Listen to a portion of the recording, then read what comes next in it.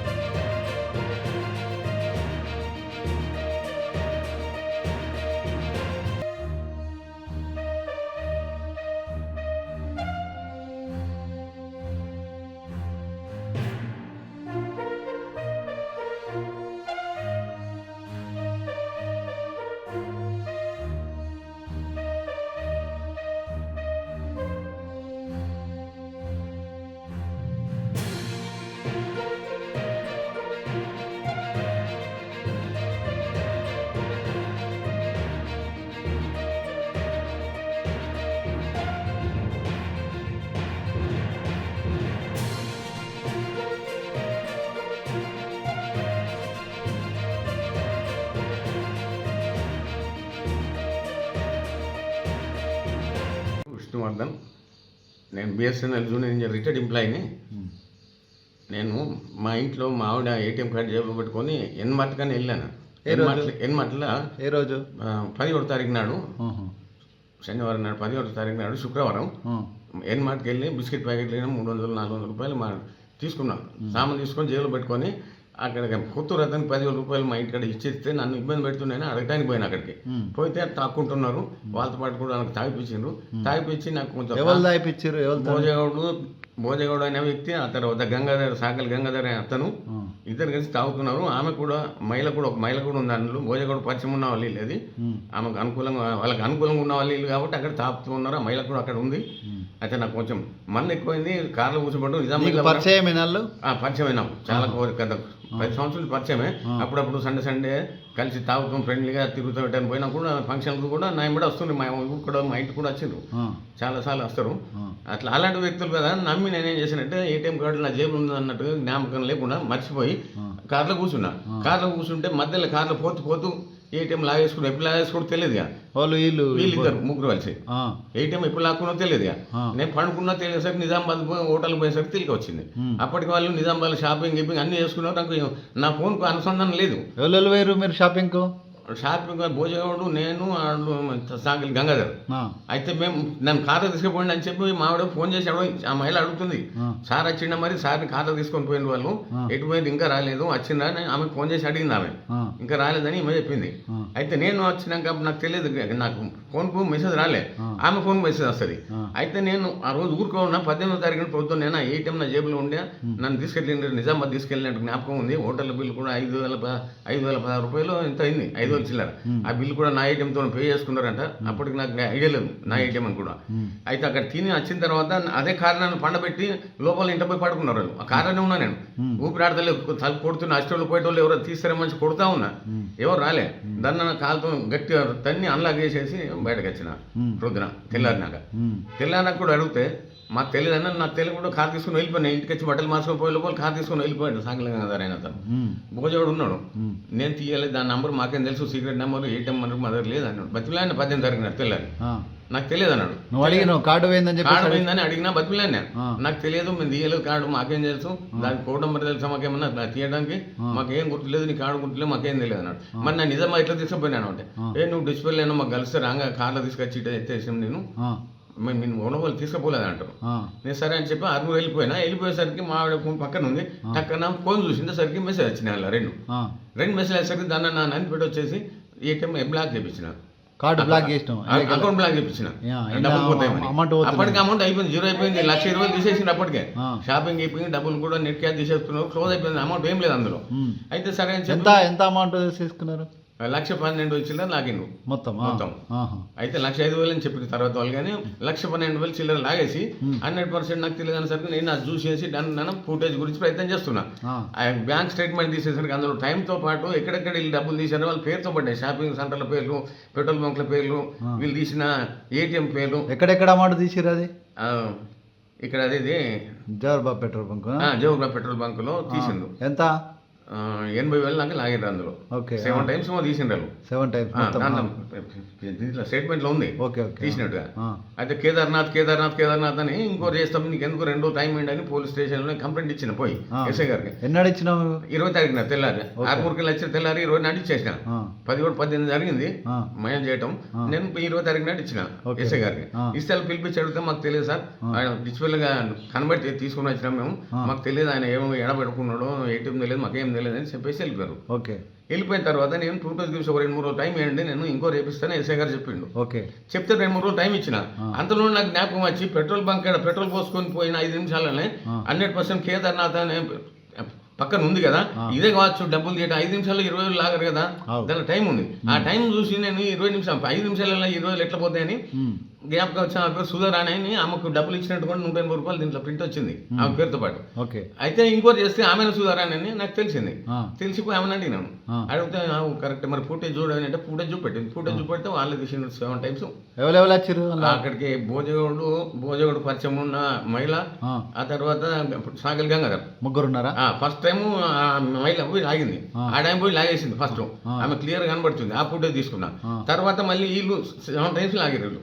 7 సార్లు తీసుకున్న డబ్బులు కూడా ఫుటేజ్ తీసుకుని డైరెక్ట్ ఎస్ఐ దగ్గరికి వచ్చి ఏమైంది సార్ అంటే, వర్షం పడ్డది, మేము ప్రయత్నం చేస్తాం అనుకున్నాం కానీ నిజామాబాద్ ఎక్కడ ఉంది ఇది కేదార్నాథ్ మాకు దొరకలేదని కానిస్టేబుల్ అన్నాడు.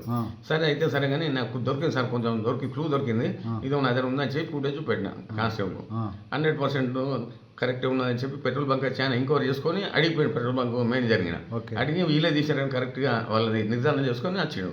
వచ్చినాక నా దగ్గర ఫుటేజ్ తీసుకున్నాడు, ఇచ్చేసిన తర్వాత వాళ్ళకి ఫోన్ చేసి పిలిపిస్తే రాలేదు. తెల్ల 2-3 రోజులు దాకా రాలే. మళ్ళీ నేను వస్తే పోయి తోలుకొని వచ్చిండ్రు వాళ్ళు. ఇల్లు పెట్టమంటే దూరం చూపెట్టినా పోయి తీసుకొని వచ్చిండ్రు. తీసుకొని కూర్చోబెట్టి నేను చెప్తే లాస్ట్కు కోటింగ్ ఇచ్చిండు ఎస్ఐ గారు. కోటింగ్ ఇస్తే బెదిరించి భయపెడితే అవును సార్ తీసినామని చెప్పి చెప్పుకున్నారా? చెప్పిండు. 1,05,000 రూపాయలు ఇస్తామన్నట్టు టోటల్ వేసిండు ఆయన. కానిస్టేబుల్ టోటల్ వేస్తే 1,05,000 రూపాయలు అంటే ఇస్తారంటే టైం అడుగుతున్నారు. మీరు ఏమంటారంటే మేము టైం ఇవ్వం, తీసినా ఒప్పుకుంటుంది కాబట్టి ఏమన్నా డబ్బులు ఇస్తే మేము కాంప్రమైజ్ అవుతాం, డబ్బులు ఇస్తా కామన్నాం. ఇప్పుడు నువ్వేమంటున్నావు? మరి నీకు అన్యాయం జరిగింది కదా, న్యాయం కాదు, తప్పకుండా వాళ్ళకి శిక్ష పడాలి. ఓకే. మరి ఇంకెందుకంటే ఫర్దర్ కూడా అప్పుడు అక్కడ ఉన్నప్పుడు నాకు బెదిరిస్తుంది, నీ సంగతి చూస్తారా అది ఇది అని బూత్ మాటలు తిట్టు బెదిరిస్తున్నాడు.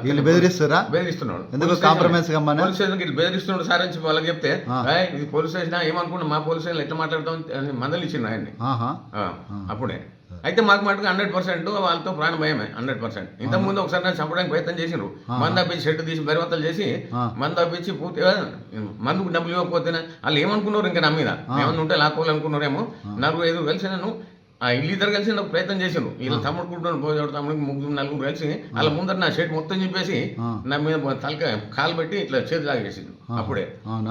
అలాంటప్పుడు నాకు కొంచెం భయం ఉంది వాళ్ళంటే. ఇప్పుడు ఎందుకంటే దొంగతనం చేసింది కాబట్టి వాళ్ళ మీద కంప్లైంట్ ఇస్తున్నా కాబట్టి వాళ్ళకి శిక్ష పడాలని అనుకుంటున్నా. అందుకని వాళ్ళు ఏమైనా చేయగలుగుతారు. ఇది మటుకు కొంచెం. అందరికీ నమస్కారం.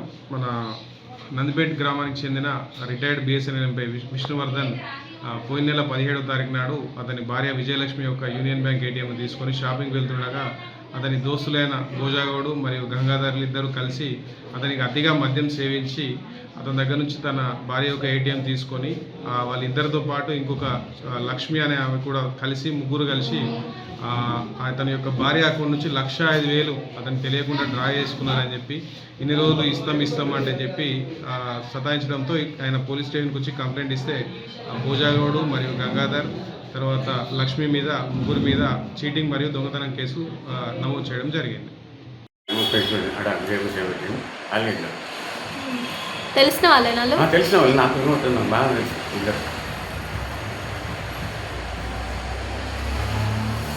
ఇంత మోసం చేసి కరెక్ట్ కాదు. మీకు వెంటనే మెసేజ్ రాలేదా? ఆంటీ దగ్గర ఫోన్ ఆంటీ దగ్గర మెసేజ్ కోసం ఆర్మీలో ఉన్నాయి. ఆంటీ దగ్గర మెసేజ్ పడింది. బ్యాంక్ మొత్తం స్టేట్మెంట్ ఇచ్చింది, బ్యాంకులో తీసుకొచ్చిన వాళ్ళే.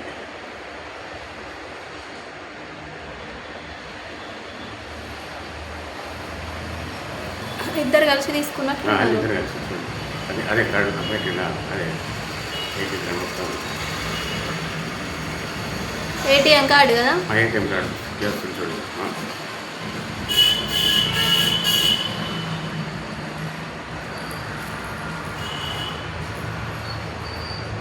అందులో రాలేవు, అందులో వెళ్ళలేవు, అందులో వెళ్ళక ఎండ అది 10,000 వెళ్తాయి అంత అంతే.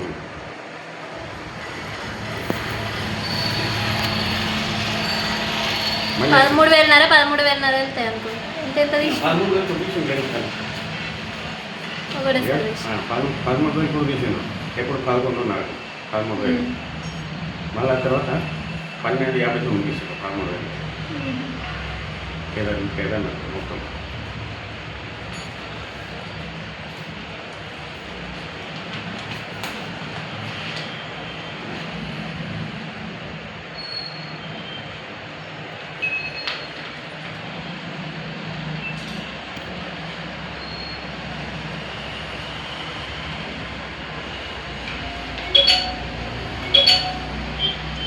ఒకటి 8 నిమిషాలు తీసింది మొత్తం.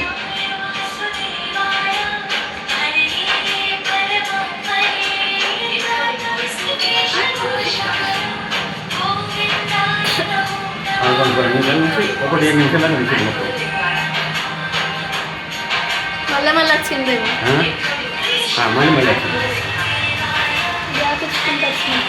11:10 నుంచి మళ్ళీ గ్యాప్ వచ్చింది. 11:30కి వచ్చింది. మళ్ళీ 20 నిమిషాలు గ్యాప్ వచ్చింది.